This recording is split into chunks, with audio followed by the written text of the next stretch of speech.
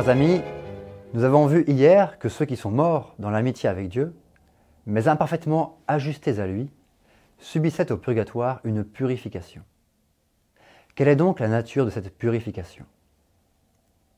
Cette purification, essentiellement, c'est la privation provisoire de la vision béatifique. Ce sera notre premier point. À cette peine essentielle de la privation s'ajoute ce qu'on appelle une peine du sens. Mais cette peine du sens, bien que fréquemment évoquée par les pères de l'Église, par de nombreux théologiens et même par le magistère, n'est pas définie de foi catholique. Ce sera notre deuxième point. Et nous terminerons en évoquant la durée et l'intensité de ces peines. Parlons d'abord de la peine essentielle du purgatoire, qui est le retard de la vision de Dieu. Pour l'illustrer, nous pouvons prendre l'exemple du marin qui part en mer et qui dit au revoir à sa famille. Imaginez son épouse qui souffre de la séparation. Elle sait que son mari reviendra, elle a de l'espérance, mais elle ne sait pas forcément quand il reviendra. Et elle ne peut rien faire pour hâter son retour. Donc elle souffre, elle se languit en attendant les retrouvailles. Cela nous dit quelque chose, en moins fort, de la peine principale du purgatoire, celle de n'être pas unie à Dieu dans la vision. Oui, l'âme a le désir de Dieu, un désir tellement immense, mais ne peut le réaliser. Cette privation temporaire de la vision béatifique n'est pas du même ordre que la peine du damn de ceux qui sont en enfer. En effet, les damnés souffrent éternellement, sans espérance, et dans une haine pleine de révolte. L'âme du purgatoire vit au contraire dans l'acceptation et dans l'espérance. Cependant, cette peine d'être séparé de Dieu est bien réelle, et c'est la peine essentielle du purgatoire. Nous en venons à la peine du sens. Elle est en fait la conséquence de la peine principale du purgatoire. Car si l'âme doit attendre avant de rentrer dans la gloire, c'est bien pour subir une purification de ce qui, en elle, n'est pas totalement tourné vers Dieu. À savoir, toutes les attaches qu'elle a gardées envers le péché, tous les désordres, toutes les conséquences de ses fautes qui ont touché son âme et qui ont abîmé sa sensibilité.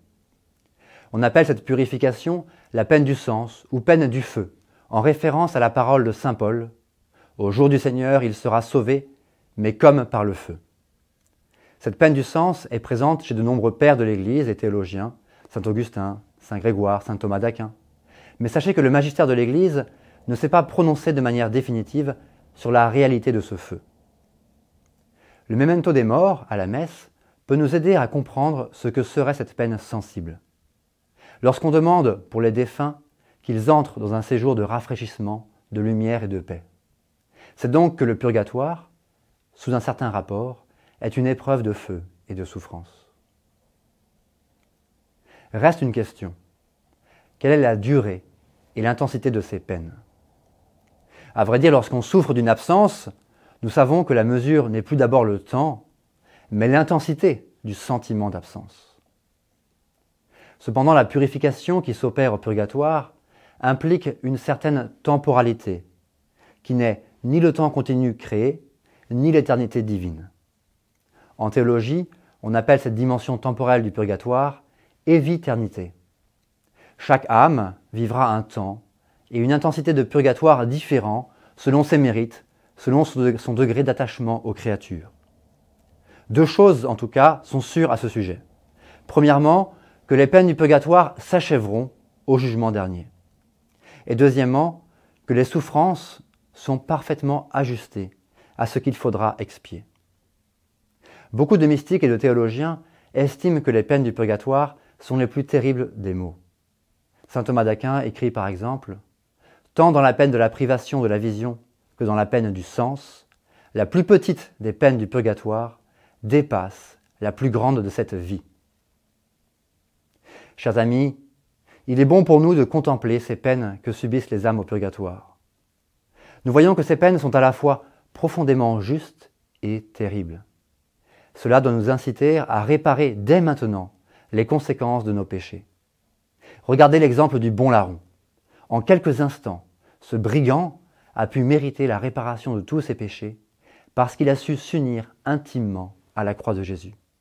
Il a ainsi échappé au purgatoire. Voyez comme Dieu est bon, voyez comme on peut avancer à pas de géant vers la sainteté. Oui, Dieu nous donne les grâces pour devenir des saints chaque jour. Alors demandons-lui de mieux comprendre la gravité de nos péchés, leurs conséquences affreuses, et demandons-lui la grâce de nous en détourner pour accueillir, aujourd'hui, la miséricorde que Dieu veut nous donner. Je vous souhaite un saint carême, qu'il soit béni par Dieu.